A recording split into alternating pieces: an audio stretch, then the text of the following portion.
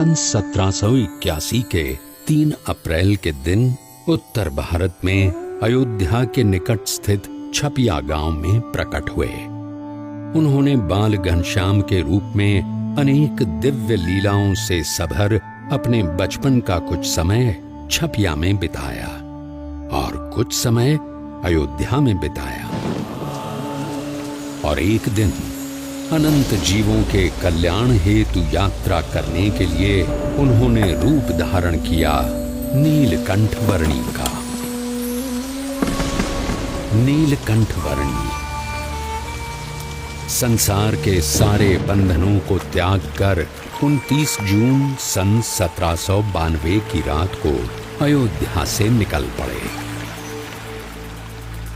जीव प्राणी मात्र के कल्याण के लिए शुरू हुई उनकी इस अद्वितीय कल्याण यात्रा के प्रथम लगभग 4 महीनों में उन्होंने अयोध्या से अमरपुर, नैमिषारण्य, बरेली, नारदवन, हरिद्वार, श्रीपुर, गुप्तकाशी, त्रियोगी नारायण और गौरी कुंड आदि स्थानों से होते हुए केदारनाथ की यात्रा की।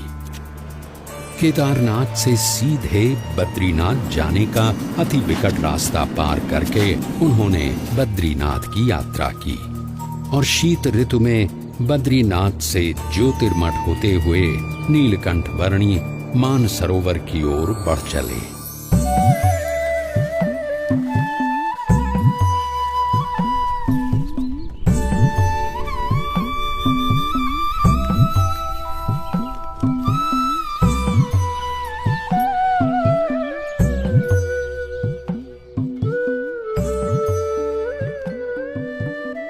सत्यं वद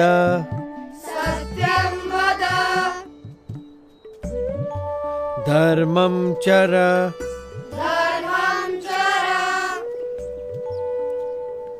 सत्यान्न प्रमदितव्यम्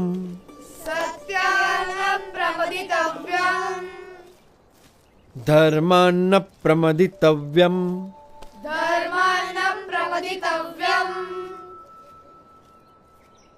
धर्म पालन, अहिंसा, सेवा, यह सब अच्छे मनुष्य जीवन के लक्षण है और इसीलिए इन सब सद्गुणों को अपनाते हुए परोपकारी जीवन जीना चाहिए। उसी में मनुष्य जीवन की सार्थकता है।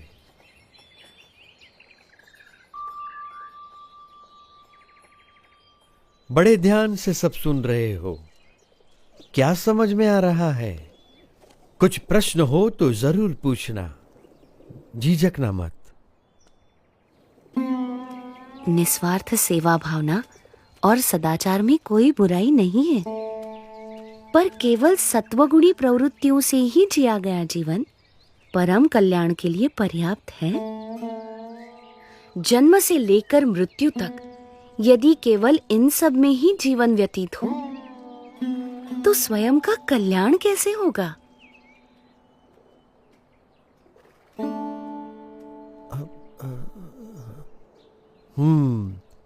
बड़े गुणी लगते हो, विद्याभ्यासी भी लगते हो और तर्क भी बहुत अच्छी तरह से प्रस्तुत कर लेते हो। तो आप ही बताओ, आपका क्या विचार है? मनुष्य को कैसा जीवन जीना चाहिए? ऐसा जीवन जो उस उच्चतम विद्या को पाने के लिए जिया गया हो, जिसे जानने के बाद और कुछ भी जानना बाकी न रह जाए। पर ऐसी कौन सी विद्या है? ब्रह्म विद्या, जिससे अपने अहंकार, स्वभाव, अज्ञान, इंद्रियों एवं अंतःकरण की गुलामी, हर प्रकार के दुख, सारे बंधन, जन्म मरण के चक्कर, इन सब से मुक्ति पाकर आत्यंतिक कल्याण प्राप्त होता है। पर केवल स्वयं के कल्याण के लिए जिया गया जीवन स्वार्थ सिद्धि का पर्याय बनकर ही नहीं रह जाएगा। यदि व्यक्ति यथार्थ रूप से आत्यंतिक कल्याण के मार्ग पर चल पड़े तो उसका जीवन अपने आप ही सबके लिए कल्याणकारी बन रहता है, एक यज्ञ के समान बन जाता है। सबकी भलाई का यज्ञ, सबकी सेवा का यज्ञ, सबके कल्याण का यज्ञ। अच्छा। अब पर आप हो कौन? मैं नीलकंठ हूं। आप इस उम्र में ऐसे अकेले क्यों निकल पड़े हो?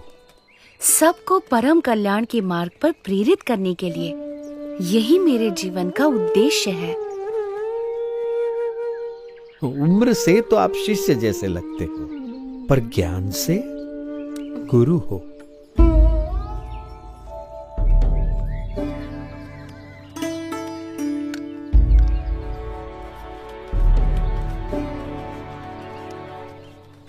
प्रणाम।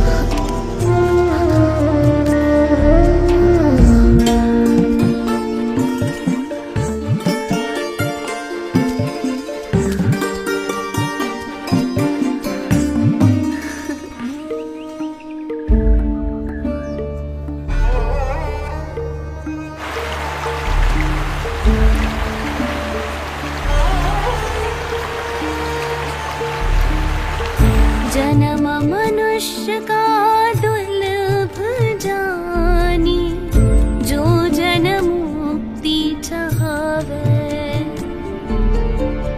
ममारु सम संतन संगे, परम मुक्ति को पावे।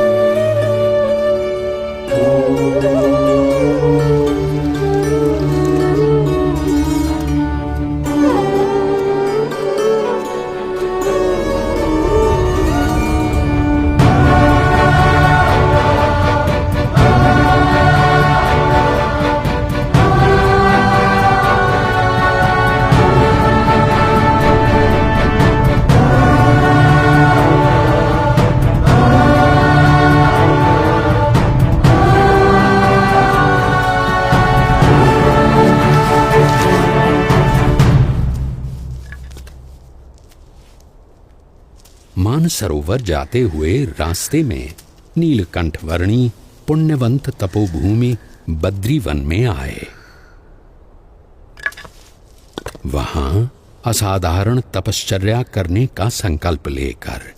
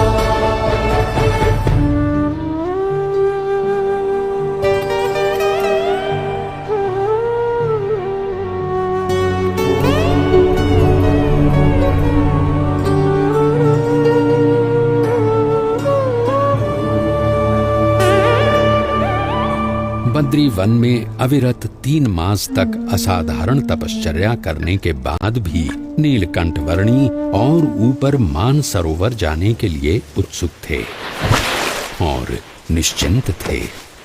और यहाँ नीचे ज्योतिर्मठ में बद्रीनाथ मंदिर के पुजारी जी चिंतित थे।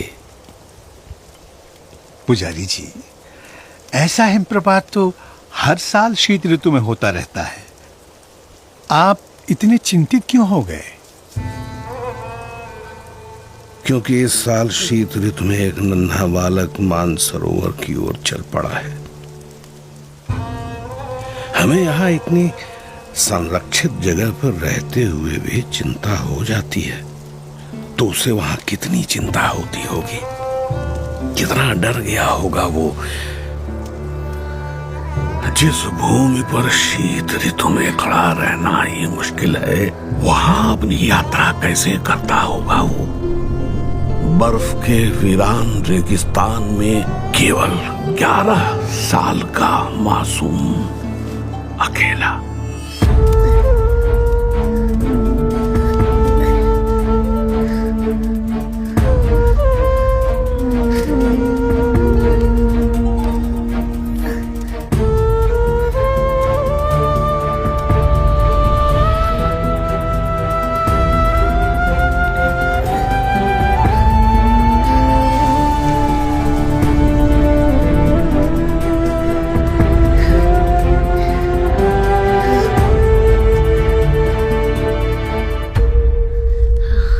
रुके हुए रास्तों से भी मार्ग निकालकर नीलकंठ वर्णी आगे बढ़ रहे थे।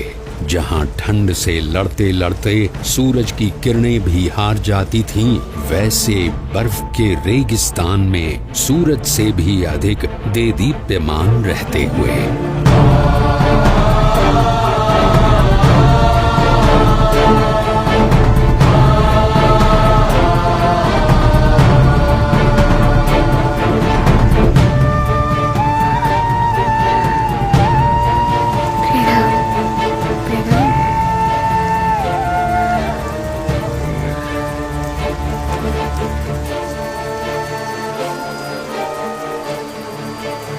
सन 1793 की शीत ऋतु के प्रारंभ में नीलकंठ वर्णी ज्योतिर्मठ से बढ़ चले थे और शीत ऋतु के बढ़ते हुए प्रभाव के साथ उनके चरण और आगे बढ़ रहे थे, भारत के उत्तर में तिब्बत में स्थित मानसरोवर की ओर।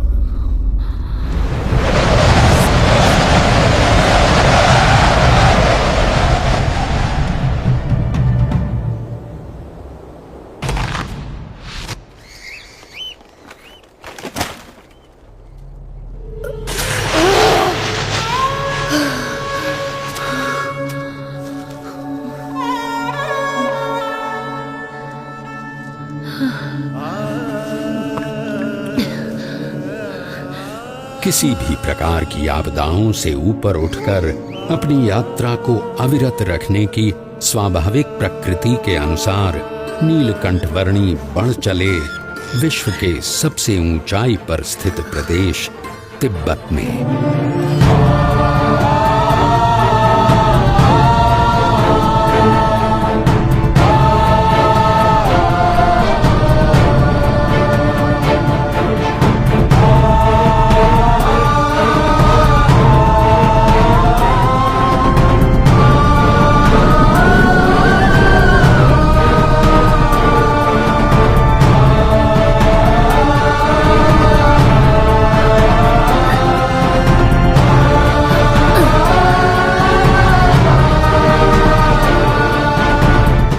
मानो कोई भी विपत्ति ऐसी बनी ही नहीं थी जो नीलकंठवर्णी के सदा आगे बढ़ रहे चरणों को रोकने में समर्थ हो। चाहे वो सफेद बर्फ से प्रतिबिंबित होकर आंखों को चौंधिया देने वाली सूरज की किरणें हों या साक्षात मृत्यु के समान उमड़ते बवंडर।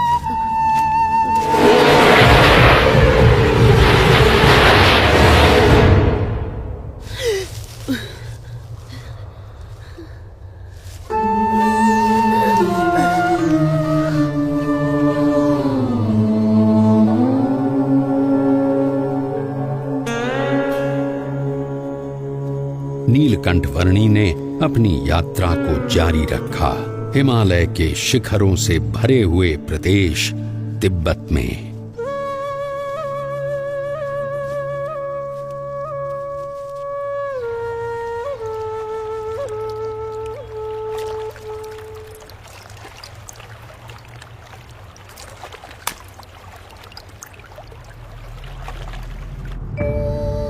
हिमालय के उत्तुंग बर्फीले पर्वतों का विश्व तिब्बत, जिसकी औसतन ऊंचाई 16,000 फीट है और जो विश्व की छत कहलाता है, वहां शीत ऋतु में 0 से नीचे 40 अंश तक के तापमान में नीलकंठवर्णी अकेले मानसरोवर की ओर बढ़ रहे थे।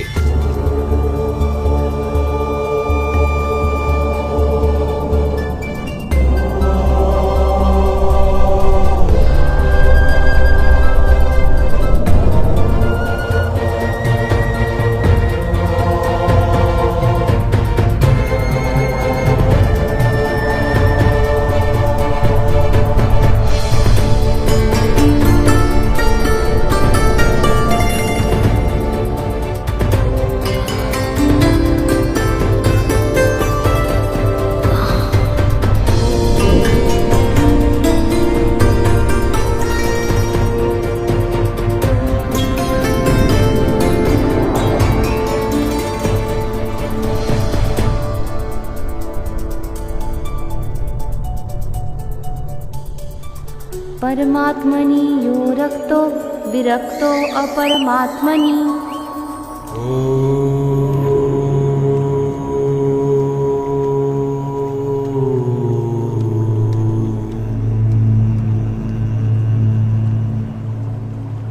ज्योतिर्मठ से मानसरोवर की यात्रा शुरू करने के लगभग 4 महीनों के समय में नीलकंठवर्णी आ पहुंचे कैलाश पर्वत के निकट स्थित क्षेत्र में।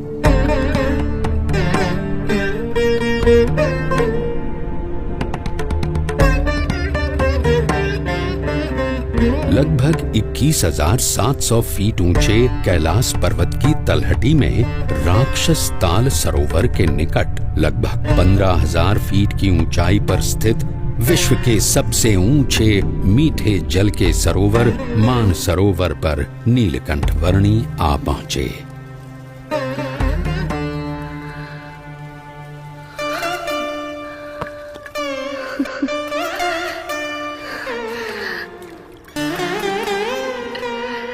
मानस क्षेत्र की प्राण घातक शीत ऋतु में नीलकंठ वर्णी ने संकल्प किया लगभग 320 वर्ग किलोमीटर में फैले हुए मानसरोवर की लगभग 88 किलोमीटर लंबी परिक्रमा करने का।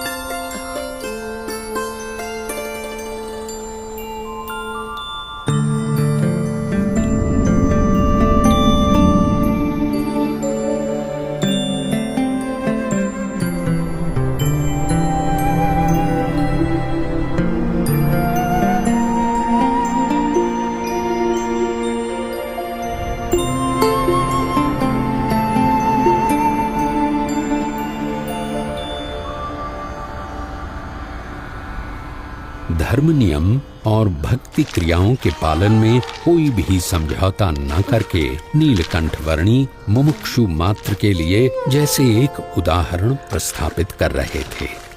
जहां शीत ऋतु में पीने के लिए भी पानी की व्यवस्था उपलब्ध नहीं थी, वहां भी स्नानादिक नित्य नियमों का पालन करते हुए भक्ति पूर्वक नित्य पूजा के नियम को भी दृढ़ रखते हुए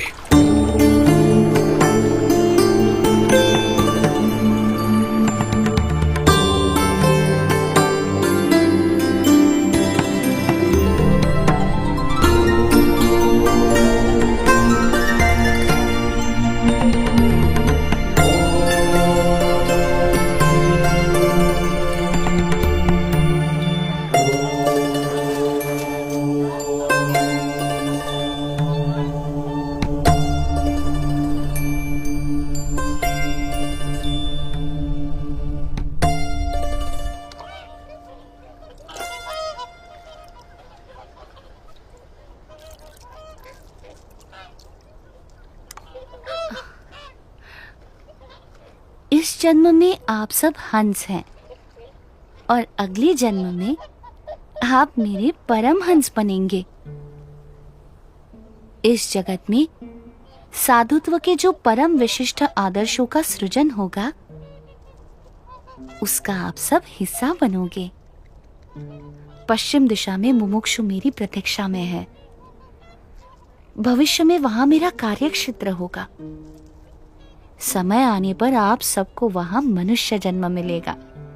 मैं वहीं आपको मिलूंगा।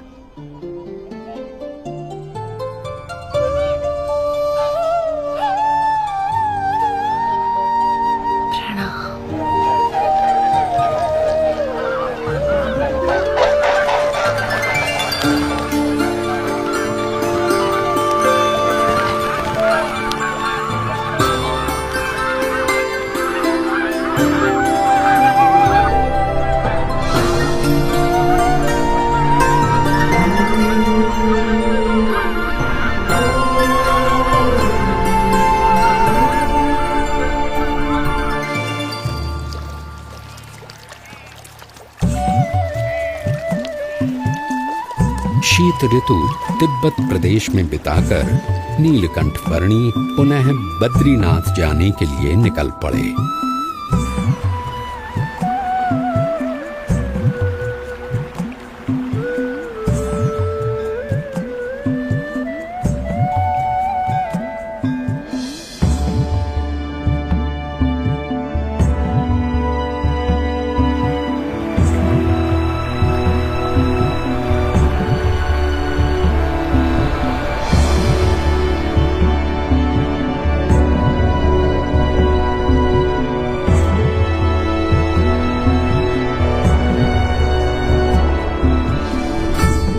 अलकनंदा नदी के किनारे स्थित बद्रीनाथ में नीलकंठ वर्णी पुनः आ पहुंचे।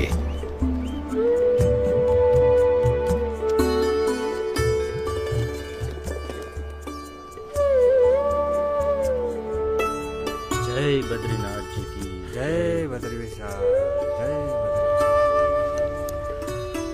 ओ पुजारी जी आ गए।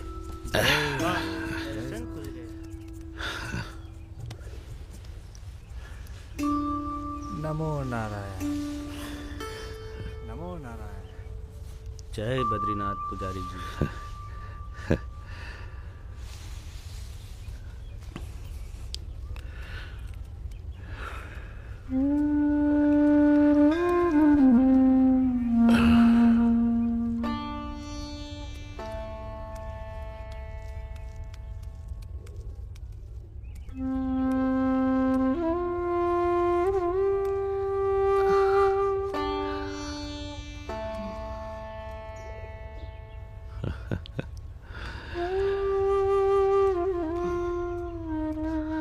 नीलकंठ वर्णी, आप नीलकंठ वर्णी हो? जी पुजारी जी। अरे प्रभु, जब भी आपको याद करता था तब चिंता होती थी कि आप किस हाल में होंगे, जीवित भी होंगे या नहीं। जाते समय मैंने आपको कहा था ना कि मैं आपसे फिर मिलूंगा, सो आ गया। परंतु आपका शरीर?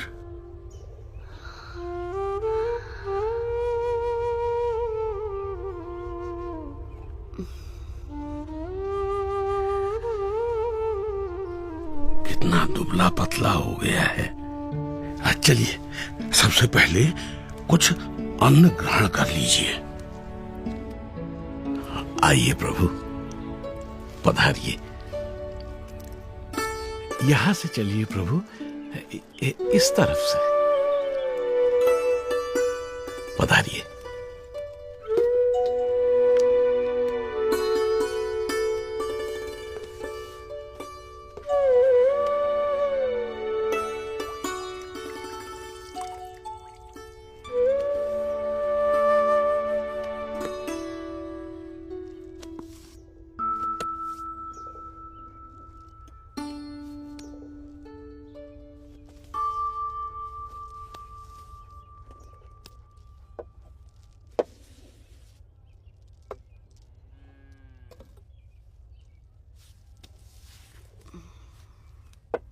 मानसरोवर जाने से पहले अंतिम भोजन आपके वहां ज्योतिर्मठ में किया था, और वहां से लौटकर प्रथम भोजन भी आप ही के यहाँ कर रहा हूं।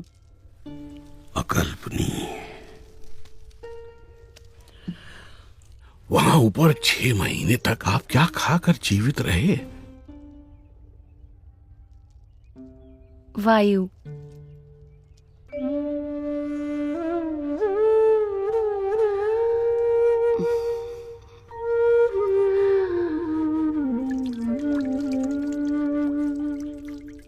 मुमुक्षुओं के भावों को परख कर उन्हें अपने संबंध से कल्याण के मार्ग पर प्रेरित करते रहने का नित्य क्रम नीलकंठ वर्णी ने अखंड रखा था। उनके साथ उनकी जगहों पर उनके ही जैसे बनकर रहते हुए। इस दुर्लभ मनुष्य जीवन का उपयोग परम कल्याण के लिए होना चाहिए, नाशवंत भौतिक सुखों के लिए नहीं। और कभी प्रत्यक्ष रूप से साथ रहने का योग ना रहे तो अपनी स्मृतियों और वचनों के सहारे कल्याण के मार्ग पर चलते रहने का सुयोग करवाते हुए। प्रभु, आपने कहा था कि आपकी यात्रा कल्याण के लिए है, परंतु आपकी इतनी कष्टदायक यात्रा से किसी का कल्याण कैसे होगा? इस पृथ्वी पर जगह जगह पर अनेक मुमुक्षु हैं जो सच्चे भक्ति भाव से साधना कर रहे हैं। मुझे यात्रा करके उनसे भेंट करनी है, उन्हें कल्याण के मार्ग पर प्रेरित करना है। दूसरों के कल्याण के लिए स्वयं पर इतना कष्ट? नीलकंठ, आपकी यात्रा सच में कल्याण यात्रा ही है। मेरा परम सौभाग्य कि मुझे आपकी सेवा का अवसर मिला। मेरा ध्यान रखने के लिए आपका भी धन्यवाद। आप अपना विशेष ध्यान रखिएगा नीलकंठ वर्णी। शुभम भवतु। प्रणाम।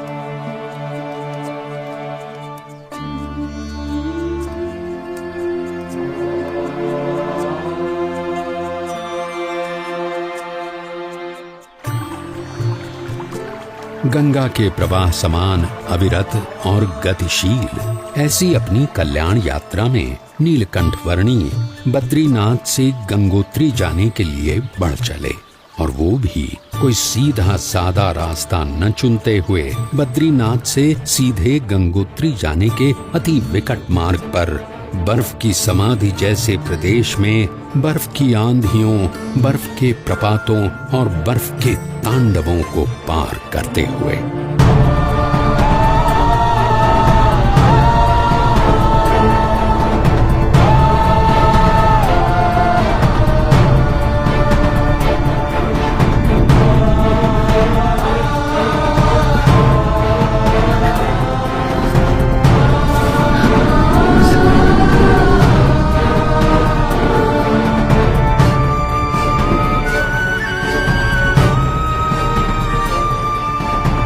नीलकंठ वर्णी गंगा जी के उद्गम स्थान गौमुख आ पहुंचे।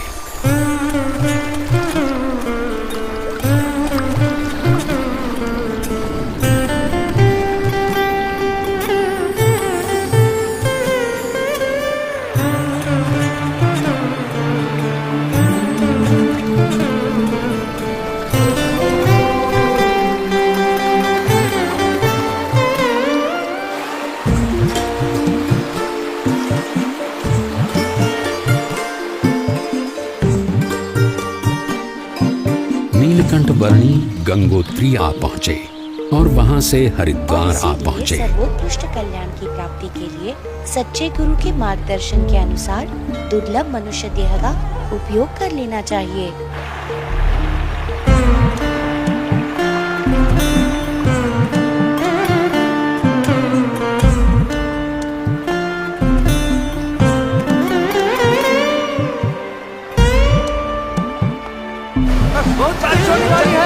जल्दी घर चलो, बाबा जल्दी घर चल भाई चल।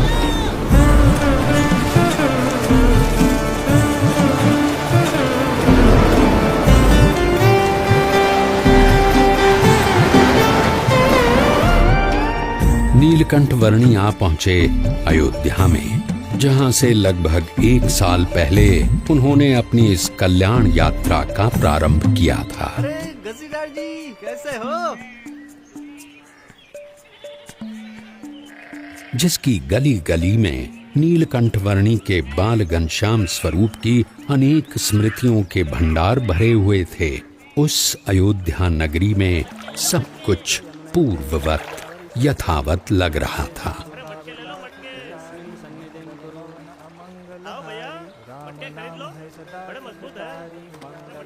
अरे भाई इधर उधर मत देखो, काम में ध्यान दो। ये मेरे सर पे रख दो। अब जाओ। क्या सोच में पड़े हो महाराज? हाँ?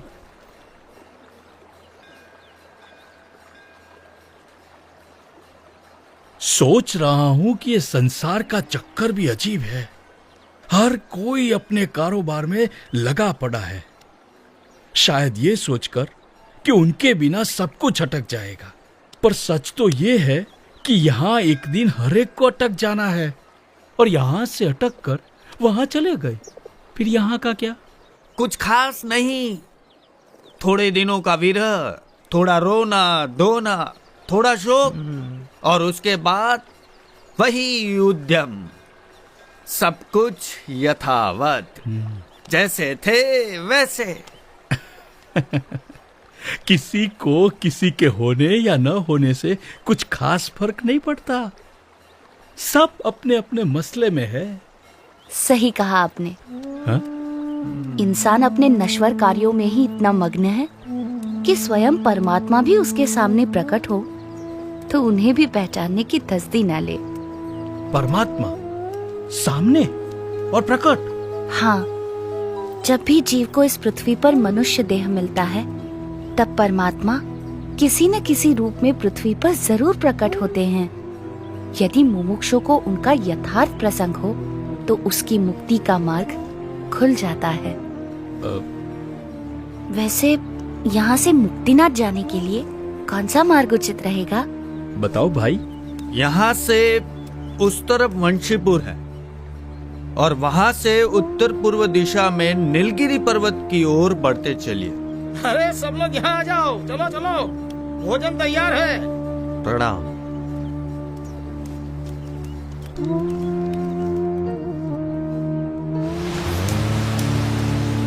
नीलकंठ वर्णी ने लगभग 1 साल पहले अयोध्या से अपनी कल्याण यात्रा का प्रारंभ करते हुए सरयू नदी में कूदकर उसे पार करके जाने का मार्ग अपनाया था, और आज अयोध्या से मुक्तिनाथ की ओर जाने के लिए भी उन्होंने वही मार्ग अपनाया।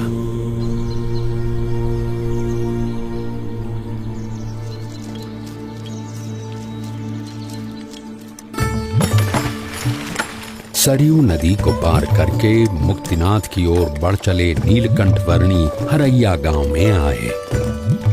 ये लीजिए, कुछ भोजन कर लीजिए वर्णी जी।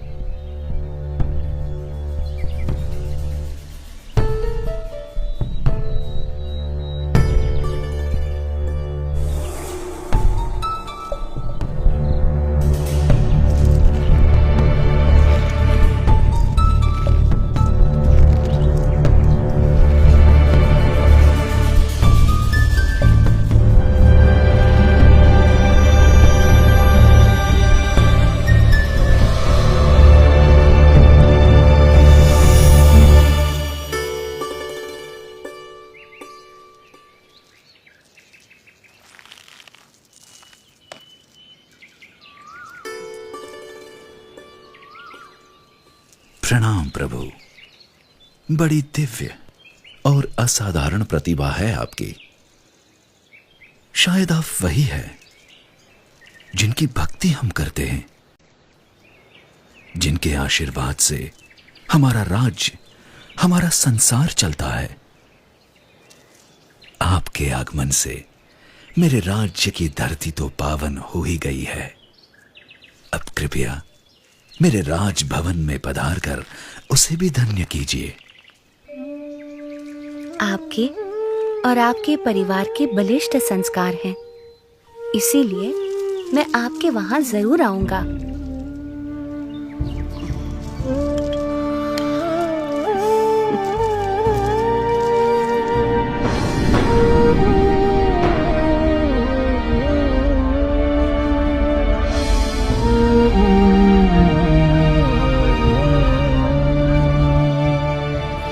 कंठवर्णी वंशीपुर गांव आ पहुंचे। कोई कहियो रे प्रभु आवन की, कोई कहियो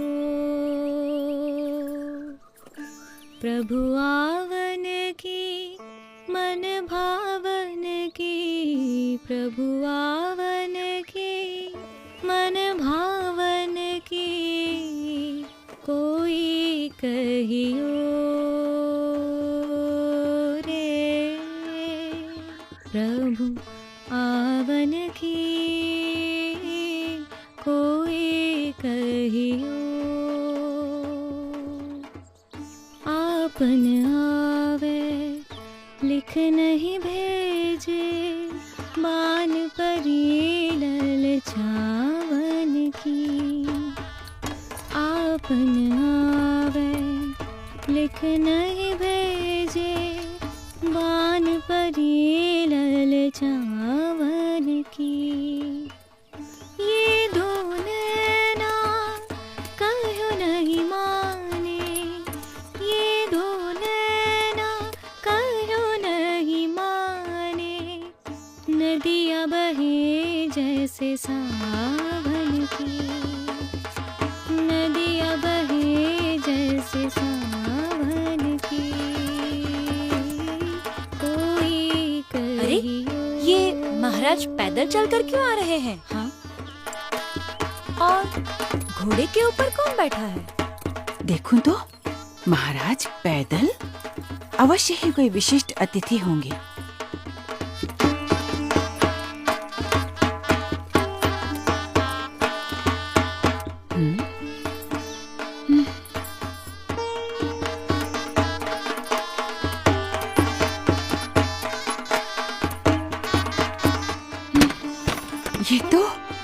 ये तो सच में कोई दिव्य व्यक्ति हैं।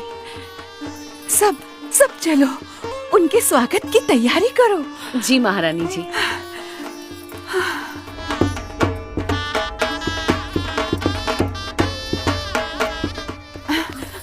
और सुनो, राजकुमारी ईला और सुशीला को भी बुला लो। जरूर महारानी जी।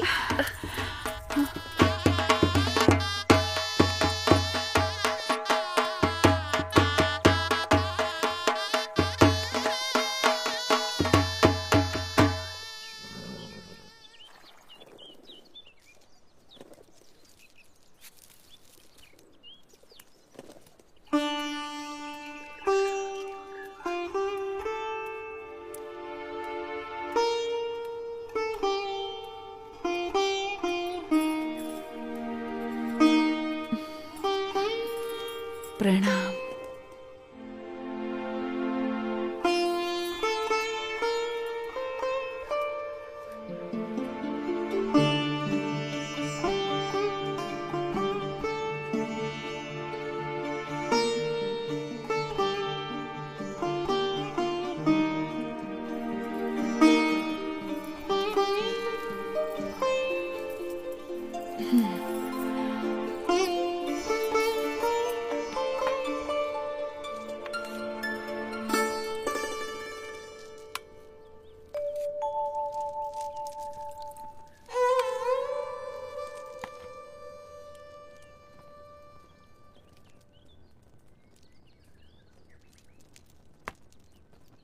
वर्णी जी, हमारे राजा धर्म पालन के आग्रही है और उसके फलस्वरूप उनके ऊपर ईश्वर की इतनी कृपा है कि उन्हें इतनी प्रतिष्ठा, इतना मान सम्मान, इतनी धन दौलत, इतना वैभव, ऐसा श्रेष्ठ भोजन, सब कुछ प्राप्त है।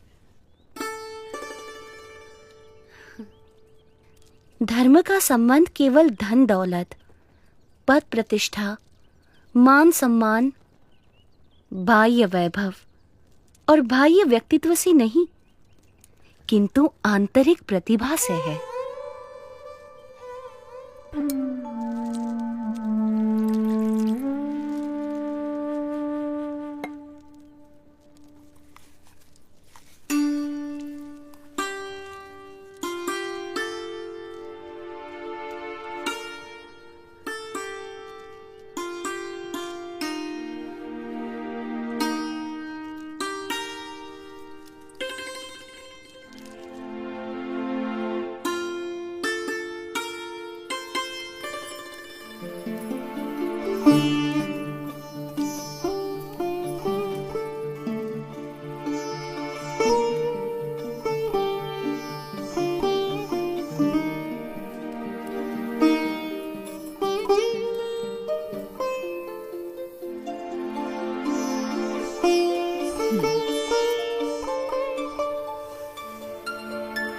प्रभु, हमारा कोई पुत्र नहीं है। उस बात से मैं चिंतित रहती थी, पर अब आपके आने से मेरे पुत्र की कमी पूरी हो गई। अब आप यहीं रुक जाइए। आपके पूर्व जन्मों के संस्कार हैं और आपका भक्ति भाव भी है, इसीलिए मैं यहाँ आया हूँ। और आपकी तरह और कई मुमुक्षुओं को भी मुझे मिलना है।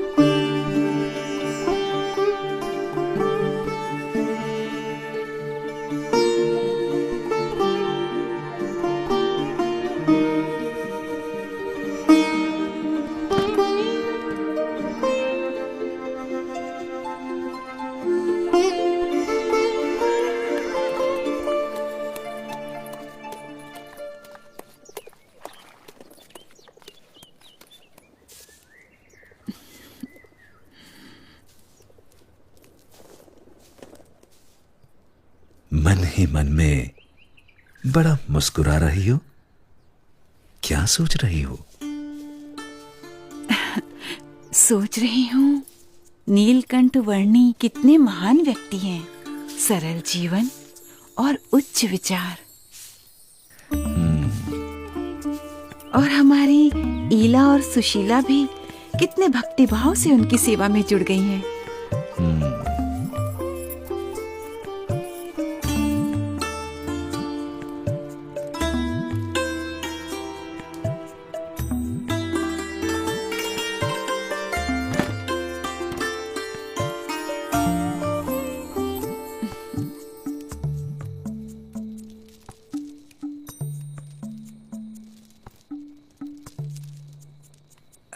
नीलकंठ वर्णी, कई दिनों से आप हमारे साथ हमारे स्वजन की तरह ही बस रहे हैं।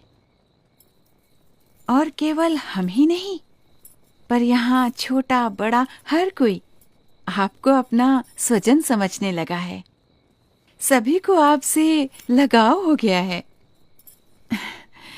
इतने दिनों से आपका जीवन निकट से देखकर हमें प्रतीति है कि आप कोई असाधारण दैवी तत्व हैं, साक्षात परमात्मा हैं। ये सब देखकर मेरे मन में एक विचार आ रहा है कि यदि आप हमेशा के लिए हमारे स्वजन बनकर रह जाएं, तो कितना अच्छा होगा। यदि समझ में आए तो मैं तो हमेशा के लिए सबका स्वजन हूँ, एक सच्चे स्वजन की तरह हमेशा सबके साथ ही रहता हूँ। अब हमारी अपेक्षा है कि हम ये सब कुछ त्याग कर आपके चरणों में न्यौछावर करके मोक्ष के काम में ध्यान दें। और हमारी सारी धन दौलत, हमारी सारी संपत्ति, हमारा राज्य और ईला और सुशीला को भी आपको सौंप दें। हमारी पुत्रियों से ब्याह करके हमारा सब कुछ स्वीकार कर लीजिए नीलकंठ।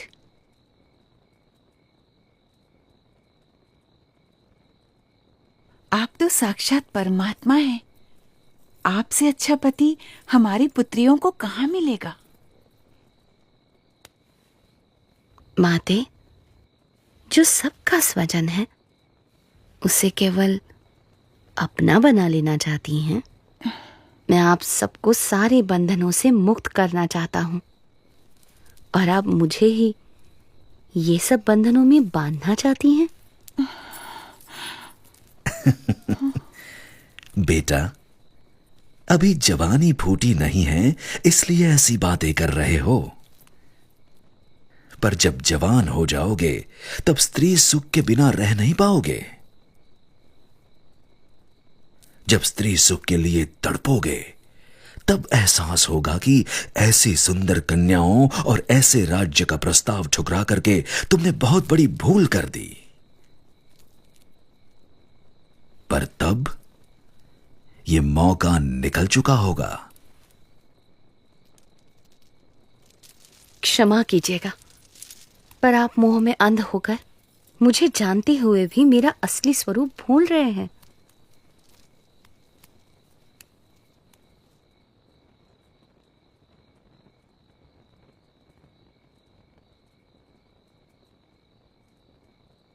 यही तो माया का प्रभाव है कि जो परमात्मा की उपस्थिति में भी आपको परमात्मा का सुख लेने नहीं देता है, और ऊपर से साक्षात परमात्मा में भी माया का भाव लाकर रख देता है।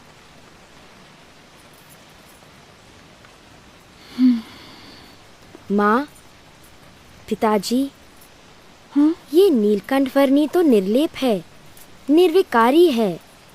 ये सब मोह माया से परम सुख के दाता स्वयं परमात्मा हैं।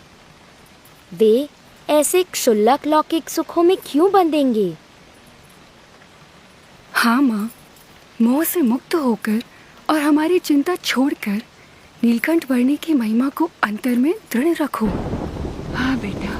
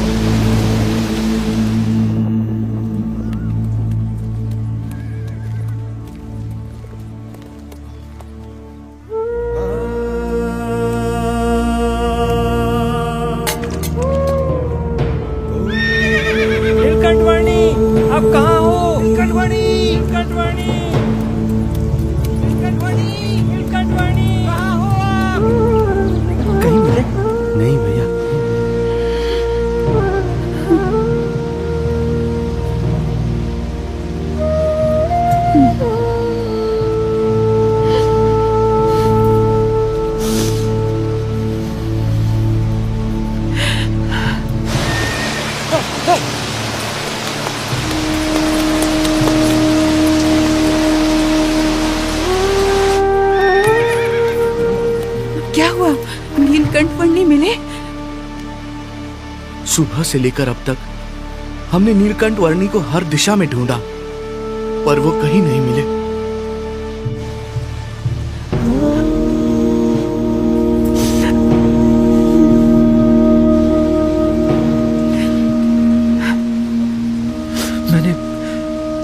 मैंने दूर दूर तक ढूंढा, पर नीलकंठ वर्णी नहीं मिले।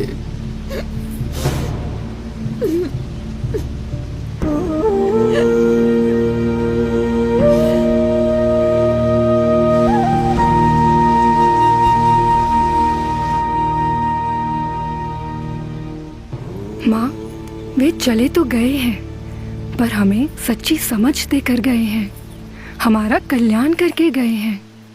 उन्होंने कहा था ना कि उन्हें तो अभी अनेक मनुष्यों का कल्याण करना है। हाँ। वे कहते थे ना कि यदि समझ में आए तो एक सच्चे स्वजन की तरह वे हमेशा सबके साथ ही रहते हैं, वैसे ही वे हमेशा हमारे साथ रहेंगे। हाँ बेटा।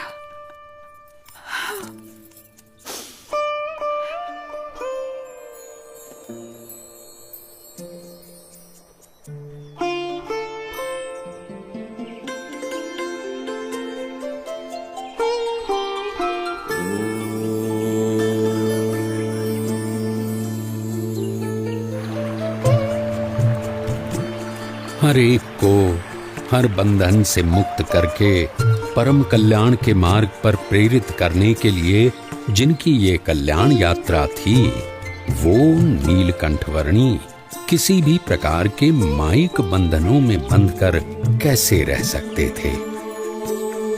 अपनी कल्याण यात्रा को अविरत रखते हुए नीलकंठवर्णी बढ़ चले वंशीपुर से मुक्तिनाथ की ओर।